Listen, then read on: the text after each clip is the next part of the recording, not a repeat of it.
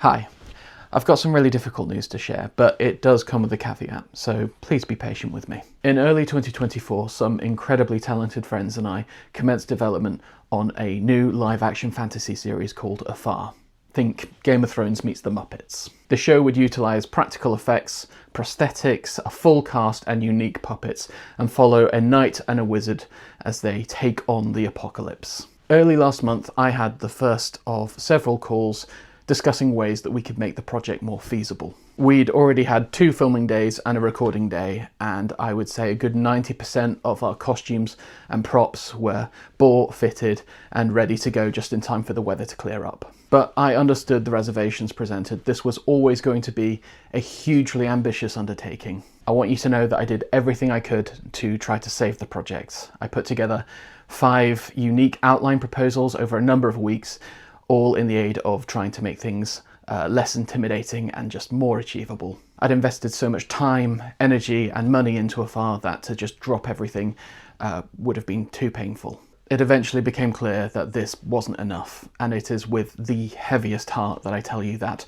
Afar as a live action series has been cancelled. I want to apologise unreservedly to everyone who has already contributed to Afar, working on props, costumes and music, most of whom did it entirely off their own backs because they were just as passionate as I was about creating art. I've spoken to most of the cast and crew individually, and I can't thank them enough for their kindness and their understanding. I'm also sorry to our subscribers and patrons who have liked and shared and supported this project. I am so grateful, and your encouragement has meant more to me than I could ever adequately express. I want to be crystal clear here, I'm not in the game of blaming anyone, and I've tried to present as many opportunities for people to back out and reduce their involvement over the last couple of years. The timing has been far from ideal, but I also understand why certain decisions have had to be made. But, and here's the caveat I was talking about earlier, this isn't the end. I've said from the beginning that this is a story I believe in with my whole heart,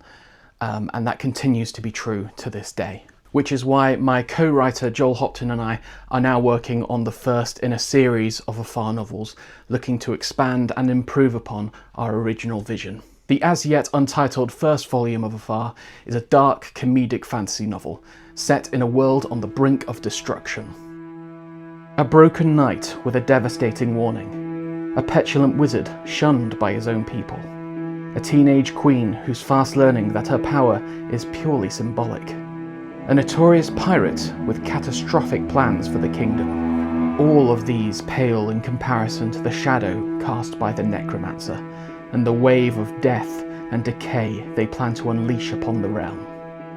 In a chaotic world of scheming royal advisors, swashbuckling buccaneers, washed-up bards, and yes, the smartest tardigrade in existence, it's going to take a gargantuan effort to put things right.